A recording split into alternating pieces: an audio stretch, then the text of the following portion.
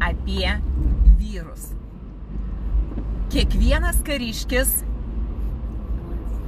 yra bailus kiškis. Taigi, mielosios, kaip pasirinkti tą tinkamą vyrą?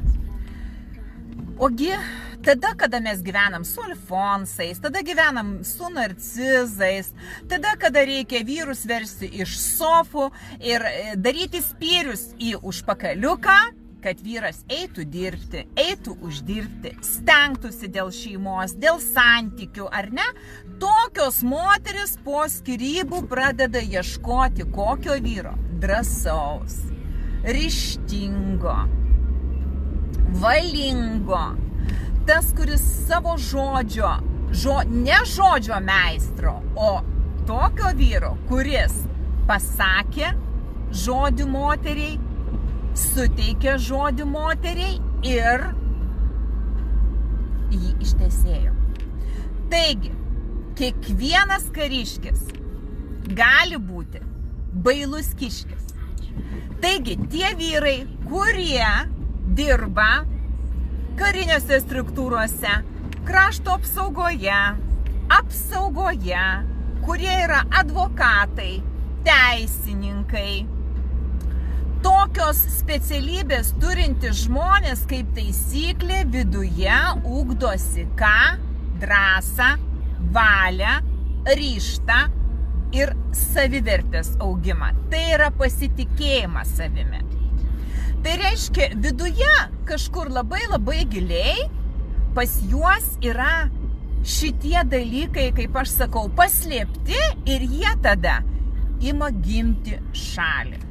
Būti generolais, majorais, vyriausiais teisėjais, advokatais. Tai viduje yra kažkas labai giliai, astrologiškai tai yra matoma ir juntama, veidotyrininkai visi apie tai kalba, apie jų kompleksus, apie jų iš tikrųjų valios stoką, apie drąsos, ryžto stoką, apie nepasitikėjimą.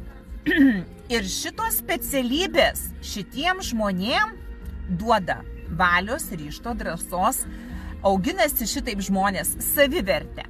Tai mielosios, aš jums pasakysiu taip, jeigu jūs norit šitų savybių turinčių vyrų, ir jūs galvojate, kad jie turi, tai jie gali tuose struktūrose dirbdami išsiugdyti šitas savybės.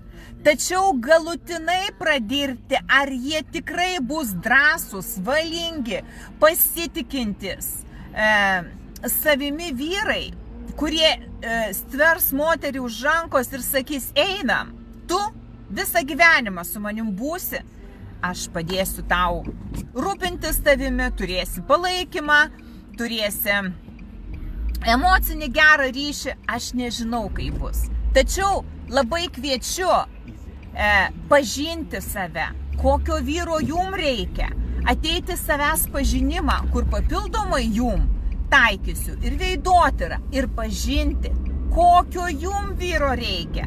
Ar jūs turėjote vyrą ant sofkutės ir dabar mainom, kaip aš sakau, kiekvienas generolas viduje yra bailus kiškis, arba kiekvienas majoras turi bailio dvasią viduje. Taigi, mielosios, turit pirmiausia labai gerai pažinti save, kad žinotumėt, kokio vyro jum iš tikrųjų reikia. Ar dėl to, kad jūs turėjot tokį vyrą, o dabar norim atvirkštinio varianto, o kokio iš tikrųjų vyro reikia. Ir pakankamai daug turiu klienčių moterų, kurios ateina ir sako, nu vat noriu vyro, nu vat tokio, o kokį tu jį turėjai. Na vat ir įvardina, kad nieko nedirbo, nieko nedarė, gulėjo ant sofkės, arba buvo aplamai bėgunėlis, darbštolėlis, bėgo, rūpinosi, darė ir, kaip aš sakau, nuo to bėgimo, nuo to lėkimo, moteris buvo seksualiai nepatenkinta, buvo nusivylusi, neturėjo gero sekso per 15 gyvenimo metų. nes jie labai daug dirbo, darbaholikai. O kartais pas vyrus būna taip, kad jie dirba, taip, jie turi daug pinigų, tačiau seksualiai jie ištaško savo energiją.